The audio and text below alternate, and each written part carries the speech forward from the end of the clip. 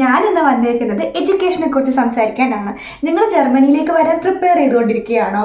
നിങ്ങളുടെ ഉള്ളിൽ കുറേ ചോദ്യങ്ങൾ ഉണ്ടാവും. ഇവിടുത്തെ എഡ്യൂക്കേഷൻ നല്ലതാണോ? ഇവിടെ പഠിച്ച ജോലി കിട്ടോ? അങ്ങനെ ഒത്തിരി ഒത്തിരി ഒത്തിരി ചോദ്യങ്ങൾ ഉണ്ടാവും. ആ ഒത്തിരി ചോദ്യങ്ങളുടെ കുറച്ച് ഉത്തരവുമായിട്ടാണ് ഞാൻ ഇന്ന് വന്നിരിക്കുന്നത്.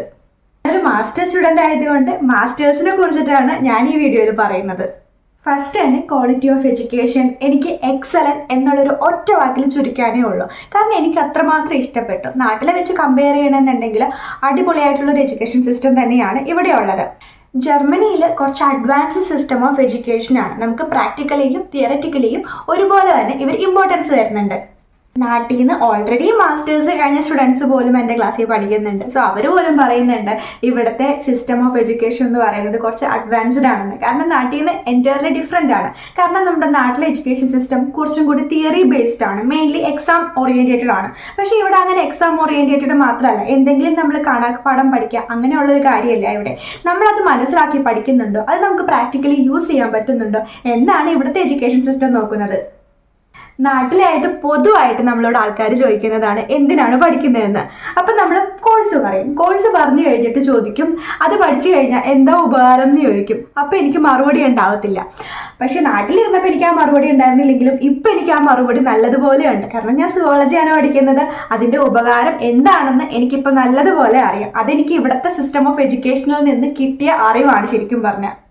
നാട്ടിലെ സിസ്റ്റം തീരെ മോശമാണെന്നൊന്നും ഞാൻ പറയുന്നില്ല. അവിടെയുണ്ട് ടോപ്പ് യൂണിവേഴ്സിറ്റീസ് ഒക്കെ. പക്ഷെ അവിടെ നമുക്ക് അഡ്മിഷൻ കിട്ടണമെന്നുണ്ടെങ്കിൽ എന്താ ഹൈ കോമ്പറ്റീഷൻ ആണ്. നാട്ടിലെ ആ യൂണിവേഴ്സിറ്റീസിന്റെ സെയിം വാല്യൂ അല്ലെങ്കിൽ അതിനേക്കാൾ കൂടുതൽ വാല്യൂ ഉള്ള ഒരു യൂണിവേഴ്സിറ്റിയിലാണ് എനിക്കിപ്പോൾ പഠിക്കാൻ പറ്റുന്നത്. എൻ്റെ സർട്ടിഫിക്കറ്റിന് നല്ലൊരു വാല്യൂ ഉണ്ട്.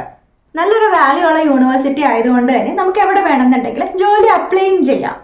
ഇനി ഇവിടുത്തെ എഡ്യൂക്കേഷൻ സിസ്റ്റത്തെ കുറിച്ചിട്ട് ഞാൻ പരിചയപ്പെടുത്താം. ഇവിടെ ഹോഷൂളെ പിന്നെ ടെക്നിക്കൽ യൂണിവേഴ്സിറ്റി അഥവാ യൂണിവേഴ്സിറ്റി അങ്ങനെ 2 ടൈപ്പ് ഓഫ് എഡ്യൂക്കേഷൻ സിസ്റ്റമാണ് ഉള്ളത്. ഹോഷൂളയിൽ പൊതുവെ പ്രാക്ടിക്കൽസിനായിരിക്കും കൂടുതൽ ഫോക്കസ് കൊടുക്കുന്നത്. ടെക്നിക്കൽ യൂണിവേഴ്സിറ്റീസിന് അല്ലെങ്കിൽ യൂണിവേഴ്സിറ്റീസിന് തിയറിക്കും. പക്ഷേ ഇത് നേരെ ഓപ്പോസിറ്റും വരാം. അതെൻ്റെ പേഴ്സണൽ അനുഭവം വെച്ചിട്ടാണ് പറയും. കാരണം ഞാൻ ഒരു ടെക്നിക്കൽ യൂണിവേഴ്സിറ്റി പഠിച്ചിട്ട് എനിക്ക് പ്രാക്ടിക്കലിനും തിയറിറ്റിക്കും ഒരുപോലെ തന്നെ ഇമ്പോർട്ടൻസ് കിട്ടിയിട്ടുണ്ട്. പക്ഷേ ഹോഷൂളയിൽ പഠിക്കുന്ന എൻ്റെ ഒരു ഫ്രണ്ടിന് പ്രാക്ടിക്കൽ കുറച്ച് കുറവാണ് എക്സ്പീരിയൻസ് എന്ന് പറഞ്ഞു. അതൊക്കെ ഡിപ്പെൻഡ് ചെയ്യുന്നത് നിങ്ങളുടെ യൂണിവേഴ്സിറ്റി, നിങ്ങളുടെ ക്യാമ്പസ് ഇരിക്കുന്ന പ്ലേസ്, പിന്നെ നിങ്ങളുടെ ഫീൽഡ് ഓഫ് സ്റ്റഡി, ഇതിനെല്ലാം ഡിപ്പെൻഡ് ചെയ്തിട്ടാണ് ഈ പ്രാക്ടിക്കൽ എക്സ്പീരിയൻസും തിയറി എക്സ്പീരിയൻസ് ഒക്കെ നിങ്ങൾക്ക് കിട്ടുന്നത്. ഹോഷൂളയിൽ കുറച്ചും കൂടി പ്രാക്ടിക്കൽ എന്ന് വെച്ചാൽ ജോബ് ഓറിയൻറ്റേറ്റഡ് കോഴ്സും കാര്യങ്ങളെല്ലാം ആയിരിക്കും. അതേസമയം ടെക്നിക്കൽ യൂണിവേഴ്സിറ്റീസ് ആണെന്നുണ്ടെങ്കിൽ ഹയർ സ്റ്റഡീസിനുള്ള ഓപ്ഷൻസ് ഉണ്ടാവും. നിങ്ങൾക്ക് ഹയർ സ്റ്റഡീസ്, റിസർച്ച് അങ്ങനെ കാര്യങ്ങളെല്ലാം പോകണമെന്നുണ്ടെങ്കിൽ ടെക്നിക്കൽ യൂണിവേഴ്സിറ്റി അഥവാ യൂണിവേഴ്സിറ്റീസ് ആയിരിക്കും ബെസ്റ്റ് ഓപ്ഷൻ എന്ന് പറയുന്നത്. നിങ്ങളുടെ ഫീൽഡ് ഓഫ് ഇൻട്രസ്റ്റ് അനുസരിച്ചിട്ട് ഫസ്റ്റ് തന്നെ നിങ്ങൾ നല്ലൊരു യൂണിവേഴ്സിറ്റി സെലക്ട് ചെയ്യുക, പിന്നെ നല്ലൊരു കോഴ്സ് സെലക്ട് ചെയ്യുക, എന്നിട്ട് ഇങ്ങോട്ട് വരാം. ഇവിടെ വന്നിട്ട് നിങ്ങൾക്ക് നിങ്ങളുടെ കോഴ്സ് ഇഷ്ടപ്പെട്ടില്ല അല്ലെങ്കിൽ കോഴ്സ് ബുദ്ധിമുട്ടായിട്ട് നിങ്ങൾക്ക് തോന്നുന്നുണ്ടെന്നുണ്ടെങ്കിൽ നിങ്ങൾക്ക് ഇവിടെ ഫസ്റ്റോ സെക്കൻഡോ സെമ്മിലോ മാറാനായിട്ടുള്ളൊരു ഓപ്ഷൻ ഉണ്ട്. എത്രയും പെട്ടെന്ന് നിങ്ങൾക്ക് ഇഷ്ടപ്പെട്ടില്ല എന്നുണ്ടെങ്കിൽ വേറൊരു കോഴ്സ് എടുത്ത് മാറാൻ ശ്രദ്ധിക്കുക. കാരണം ഇവിടെ എക്സാം 3 വട്ടം എഴുതാൻ പറ്റത്തുള്ളൂ. നിങ്ങൾ 3 വട്ടം എഴുതി തോറ്റു കഴിഞ്ഞാൽ പിന്നെ തിരിച്ച് നിങ്ങൾക്ക് നാട്ടിലേക്ക് പോകേണ്ടി വരും. ഇവിടെ കുറച്ച് അഡ്വാൻസ്ഡ് സിസ്റ്റം ഓഫ് എഡ്യൂക്കേഷൻ ആയതുകൊണ്ട് തന്നെ എക്സാമും കാര്യങ്ങളും കുറച്ച് ബുദ്ധിമുട്ടൊക്കെ തന്നെ ഉണ്ടാകും. അതുകൊണ്ട് നിങ്ങൾ മാക്സിമം നിങ്ങളുടെ എഫേർട്ട് ഇട്ട് തന്നെ നിങ്ങൾ മാക്സിമം പഠിക്കണം. ഇവിടെ വന്നിട്ട് നിങ്ങളുടെ കോഴ്സ് ഇഷ്ടപ്പെടുന്നത് നിങ്ങളുടെ സറൗണ്ടിങ്സ് അനുസരിച്ചിട്ടായിരിക്കും.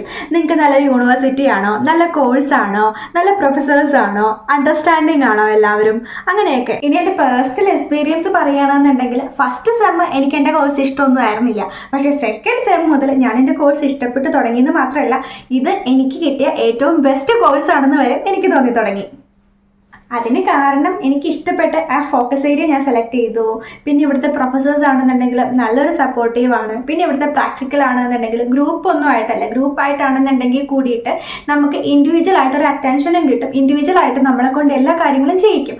അത് എന്തുകൊണ്ടാണ് നമ്മൾ ആ കാര്യം ചെയ്യുന്ന ഒരു കാര്യം നമ്മൾ ചെയ്ത് കഴിഞ്ഞാൽ അതിൻ്റെ A to Z നമ്മൾ സ്വന്തം ചെയ്യുമ്പോൾ നമുക്കൊരു അണ്ടർസ്റ്റാൻഡിങ് ഉണ്ടാകും. അഡ്വാൻസ്ഡ് സിസ്റ്റം ഓഫ് എഡ്യൂക്കേഷൻ ആയതുകൊണ്ട് തന്നെ കുറച്ച് ബുദ്ധിമുട്ടാണ് ഇവിടുത്തെ എക്സാം. ഞാനൊരു എക്സാമിന് പൊട്ടിയിട്ടുള്ളതാണ്. ഞാൻ മാത്രമല്ല, ഒരുപാട് സ്റ്റുഡൻസ് ഇവിടെ വന്നിട്ട് പൊട്ടാറുണ്ട്. കാരണം എന്ന് വെച്ചാൽ നമ്മുടെ നാട്ടിനേക്കാളും കുറച്ചും കൂടി ഡിഫറെൻ്റ് ആയിട്ടുള്ളൊരു എക്സാം പാറ്റേൺ ആണ് ഇവിടെ. ഇവിടെ കാണാപ്പാഠം പഠിച്ചിട്ട് പേപ്പറിൽ എഴുതുക എന്നുള്ളതല്ല, നമ്മളത് മനസ്സിലാക്കിയിട്ട് അത് എഴുതുക എന്നുള്ളതാണ് ഇവിടെ വേണ്ടത്. ഞാൻ ഫസ്റ്റ് പോട്ട് ചെയ്യുന്നുണ്ടെങ്കിലും സെക്കൻഡ് സെമ്മിൽ തന്നെ ഞാൻ അത് എഫേർട്ട് ഇട്ട് പഠിച്ചു മനസ്സിലാക്കി എഴുതിയപ്പോൾ നല്ല മാർക്കോടെ തന്നെ ഞാൻ വിജയിച്ചേ. ഞാൻ അത്രയും എഫേർട്ട് ഇട്ട് പഠിച്ചിട്ടുണ്ടെന്നുണ്ടെങ്കിൽ എനിക്ക് ഈ കോഴ്സ് അത്രമാത്രം ഇഷ്ടമായതുകൊണ്ടും ഇവിടുത്തെ പ്രൊഫസേഴ്സ് അത്രക്കും സപ്പോർട്ടീവായിട്ട് എനിക്ക് നിൽക്കുന്നത് കൊണ്ടും ഇവിടുത്തെ ക്വാളിറ്റി ഓഫ് എഡ്യൂക്കേഷനിൽ ഞാൻ അത്രമാത്രം വിശ്വാസം അർപ്പിക്കുന്നതും കൊണ്ടാണ്. ഇവിടുത്തെ പ്രൊഫസേഴ്സിനൊക്കെ നമ്മളെ പഠിപ്പിക്കാൻ ഭയങ്കര ഇഷ്ടമാണ്. നമ്മൾ പഠനത്തോട് കുറച്ച് താല്പര്യം കാണിച്ചാൽ മതി, അവർ കുറേ കാര്യങ്ങൾ നമുക്ക് പറഞ്ഞു തരും.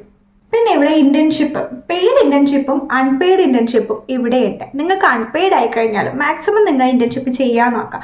ഒരു ഇന്റേൺഷിപ്പെങ്കിലും നിങ്ങൾ നിങ്ങളുടെ കരിയറിൽ ചെയ്യുന്നത് അത്രയും നല്ലതാണ്.